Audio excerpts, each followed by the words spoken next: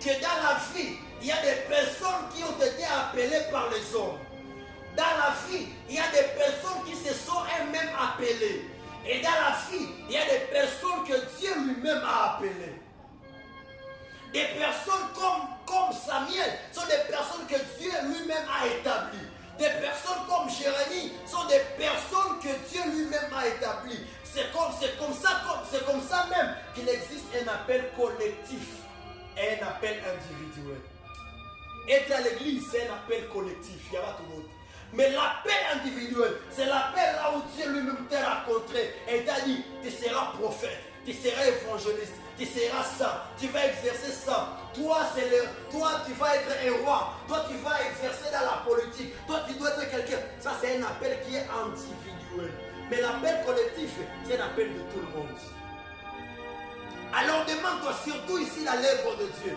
Est-ce que c'est toi qui s'est appelé? Parce que ça c'est le problème. Si tu t'es appelé dans ces affaires, tu vas mourir.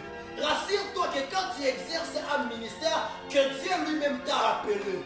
Car si tu es rassuré que Dieu t'a appelé, tu ne feras rien sans avoir peur.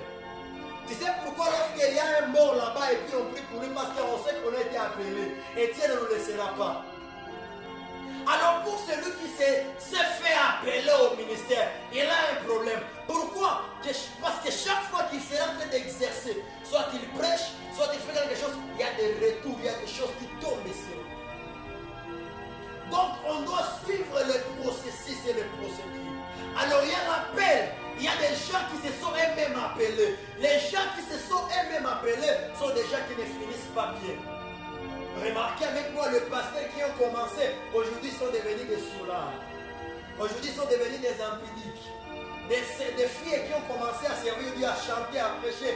Aujourd'hui, il a dit, moi, vraiment avec les commerces, je sais que c'est mon domaine.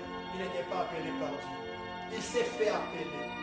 Il y a des personnes que les hommes ont même appelées. Des personnes comme des gens que les hommes ont consacrés. Parce qu'on a vu ton courage.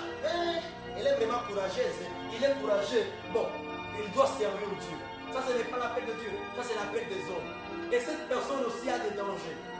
Pourquoi? Parce que lorsqu'on te confie des grandes responsabilités que Dieu lui-même ne t'avait pas confiées, ces choses-là vont te tuer. Et tu ne pourras pas avancer par rapport à ta vie. Alors, rassure-toi. Entre d'abord en toi. Dis, est-ce que c'est l'appel que j'ai? C'est Dieu ou c'est moi-même? Il t'a mis ensemble. Il y a des gens qui disent, moi j'aime seulement parler en langue.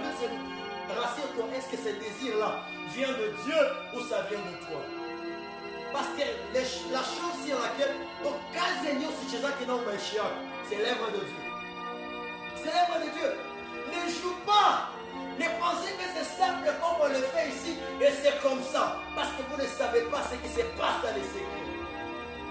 Il y a un homme de Dieu qui dit toujours que les gens là qui sont en train de changer leur nom sur le profil. Oh, je suis un prophète, je suis apôtre, je suis